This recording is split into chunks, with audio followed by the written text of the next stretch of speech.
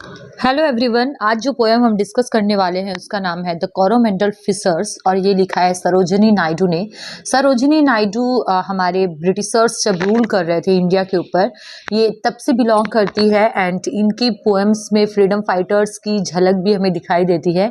और आज जो हम पोएम पढ़ेंगे द कोरोमेंडल फिशर्स, ये एक अपना अलग ही इम्पॉर्टेंस रखता है इस फील्ड में, बिकॉज दैट इसका अपना हिस्टोरिकल इम्पॉर्टेंस भी है। यहाँ पर देखिए, पोएम को शुरू करने से पहले हमें उसके बैकग्राउंड का इम्पोर्टेंस एंड उसके आइडियाज़ के बारे में पता करना बहुत ज़रूरी है। तो आप यहाँ पर शॉर्ट तरीके से देख लीजिए दैट इसका अपना हिस्टोरिकल इम्पोर्टेंस है। क्या इसका हिस्टोरिकल इम्पोर्टेंस है? इज़ दैट करीबन हंड्रेड्स ऑफ ईयर्स पहले जो ट्रेडर्स हुआ करते थे वो इसी रास्ते से आते थे और देखते थे कंकर लैंड्स को। Okay, it was the European who also settle here and began to build colonies.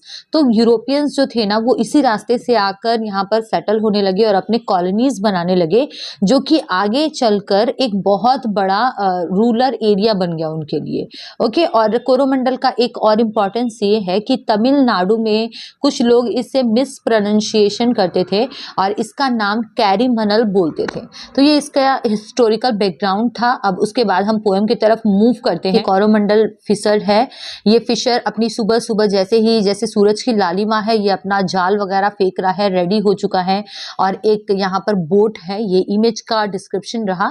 तो चलिए हम शुरू करते हैं। इससे पहले देखिए, मैं आपको कुछ और बातें बता दूं दैट फिशर्स जो होते हैं उनकी लाइफ बहुत ही प्रॉब्लमेटिक होती है, बहुत डेंजरस होती है। उनको पता है कि समुद्र में कभी भी कोई भी हलचल हो सकती है, but they have to go for their survival. Okay, because उनका जो वे ऑफ लिवलीहुड होता है, जो अर्निंग जो सोर्स होता है, वो सिर्फ और सिर्फ समुद्र से ही होता है। वो सी के थ्रू ही अपने आप लाइफ को कंटिन्यू करते हैं। तो चलिए हम शुरू करते हैं। Read this rhythmic rousing poem about seeking freedom on the waves of the C.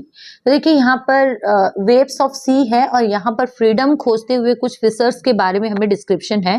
Rise brother rise, the wakening skies pray to the morning light.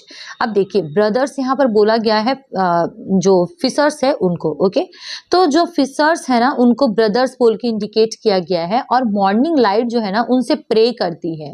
Sky की जो मॉर्निंग लाइट है, जैसे ही सुबह हुई है, उन सारे फिशर्स से प्रे कर रही है कि अब तुम लोग उठ जाओ। The wind lies asleep in the arms of the dawn like a child that has cried all night. अब देखिए, यहाँ पर पर्सोनिफिकेशन का डिस्क्रिप्शन दिया हुआ है।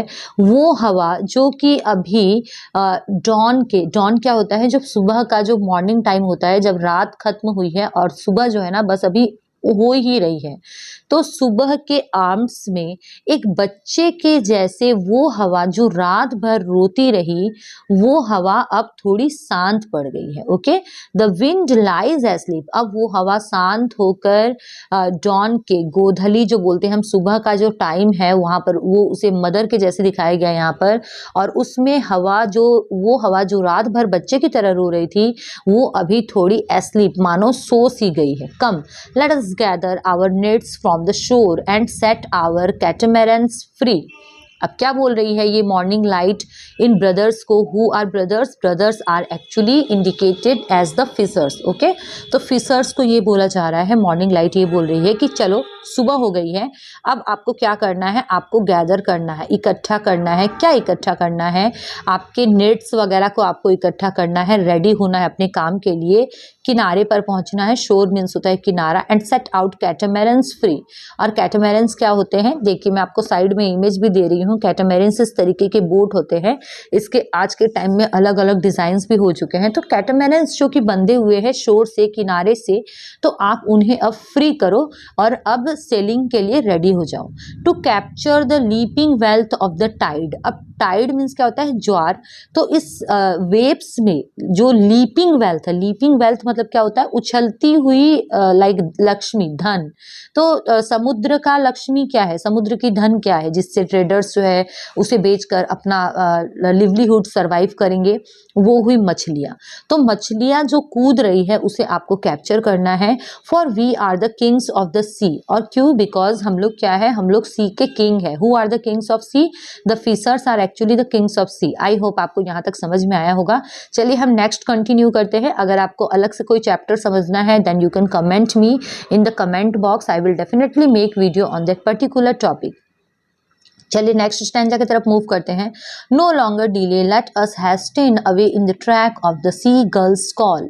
नो लॉन्गर डिले, अब बिल्कुल भी देरी नहीं करनी है, चलो जल्दी करते हैं। In the track of the sea girls call, sea girl का जो कॉल है, सी गर्ल्स क्या होता है, यहाँ पर देखिए साइड में एग्जाम्पल दिया हुआ है, फोटो दी हुई है, आप इससे देखकर समझिए। इस पार्ट को हम लोग सी गर्ल्स बोलते हैं। The sea is our mother, ये जो सी है ना वो हमारी मदर है, क्लाउड हमारा ब्रदर है, and the waves are the comrades all, और ये जो लहरें आ रही है ये कॉमरेड्स है। What is the meaning of comrades? Comrades means that जो हमारे कलीग्स होते हैं या फिर जो किसी काम के चलते जो हमारे साथ रहते हैं। तो ये जो फिशर्स है इनका ज़्यादातर टाइम तो समुद्र में ही जा रहा है, सी में, ओशंस में ही जा रहा है, तो ये वेव्स इनके लिए साथी जैसी है। What though we toss at the fall of the sun, where the hand of the sea god drives। अब देखिए सी गॉड की बात की गई है। हम जैसे लैंड पे रहते हैं तो हम कुछ देवताओं को मानते हैं। ऑफ कोर्स ऐसा लगता है जैसे गॉड के बिना कोई अदृश्य शक्ति है जिसके बिना हमारा सर्वाइवल इम्पॉसिबल है। ऐसे ही ये जो सी में फिशर्स रह रहे हैं इनको ऐसा लगता है कि सी गॉड है जो कि इनको बचाते हैं, इनको ड्राइव करके किसी सुरक्षित प्लेस पर लेके जाते हैं। किससे? जब सूरज डूबता है और जब सी वेव्स जो है ना टॉसिंग करती है, मूव्स अप एंड डाउन, जब उनमें उछाल आता है तो सी गॉड इन्हें बचाते हैं। He who holds the storm by the hair, और ये सी गॉड ही है जो कि स्टॉर्म को अपने हेयर में होल्ड करके रखते हैं। अलग अलग धारणाएं होती हैं, जैसे हम महादेव के ऊपर बिलीव करते हैं कि महादेव ने गंगा को अपनी जटाओं में समा के रखा है। इन द सेम वे जो सी गॉड है वो स्टॉर्म को, इट मीन्स स्टॉर्म मतलब क्या होता है, तूफान, उस तूफान को अपने हेयर में उन्होंने होल्ड करके रखा है। Will hide in his breast our lifes, और जब जरूरत पड़ेगी ना तो वो हमारे लाइफ्स को, जब हम खतरे में आएंगे तो अपने ब्रेस्ट में, इट मीन्स दैट अपने चेस्ट में उस लाइफ को भी सेव करेंगे। आई होप मैं क्लियर कर पा रही हूँ इन सारे स्टैंजास को। चलिए थर्ड स्टैंजा की तरफ मूव करते हैं। This one is the third and the last stanza of this poem. अब देखिए ये जो कोरोमंडल फिशर्स है इनके लाइफ में कोई प्लेजर जैसी चीज तो है नहीं, तो इनके लिए क्या प्लेजर की चीज है? Sweet is the shade of the coconut glade. Coconut जो ट्री होती है उसका जो शेड होता है, उसकी जो छाया है वो इन्हें बहुत स्वीट लगती है। And the scent of the mango grove, grove means क्या होता है, गार्डन टाइप या फिर अ क्यू और the lines of the mango trees. तो मैंगो ट्रीज के जो सेंट आते हैं ना, जो इतना सुंदर जो खुशबू आती है, ये भी इनके लिए बहुत प्लीजिंग है। And sweet are the sands at the full of the moon with the sounds of the voices we love. और देखिए इसके अलावा जो सैंड्स होते हैं जब वो चंद्रमा की रोशनी में जब वो चमकते हैं ना, तो और उसमें से जो साउंड आती है, जो वॉइस जो है, समुद्र के पास किस चीज की वॉइस आएगी? ऑफ कोर्स जो लहर आ रही है वो जो वॉइस है, जिन्हें ये बहुत लव करते हैं, वो भी इन्हें बहुत स्वीट लगती है। But sweeter O brother the kiss of the spray. लेकिन देखो स्वीटर, इन सब, ये सब तो स्वीट कैटेगरी में आ रहा है, लेकिन और भी ज्यादा स्वीट इन्हें क्या लगता है? The kiss of the spray and the dance of the wild foams Glee. अब मान लो ये एक सरफेस है, ये एक स्टोन है और यहाँ से वेव्स आती है और आकर इस पर टकराती है, टकराने के बाद ना एक ड्रॉपलेट्स जैसी तैयार कर देती है वो। तो ये जो ड्रॉपलेट्स है ना, इसे ही यहाँ पर स्प्रे बोला गया है। तो ये यहाँ पर बताया जा रहा है दैट जो सरफेस है उस पर जब वेव्स टकराती है तो एक स्प्रे जैसा क्रिएट करती है, और वो स्प्रे मानो जैसे वाइल्ड डांस करते हैं, और वो बहुत ही ग्लीइंग होता है, बहुत प्लीजेंट होता है। आई होप मैं आपको समझा पा रही हूँ। But sweeter O brothers the kiss of the spray and the dance of the wild foams glee. Row brother row to the edge of the verge. Row means क्या होता है? रो मतलब नाव को खेना, उसे आगे बढ़ाना। कहाँ तक जाना है? उसे वर्ज तक जाना है। वर्ज मीन्स क्या होता है? Infinite area.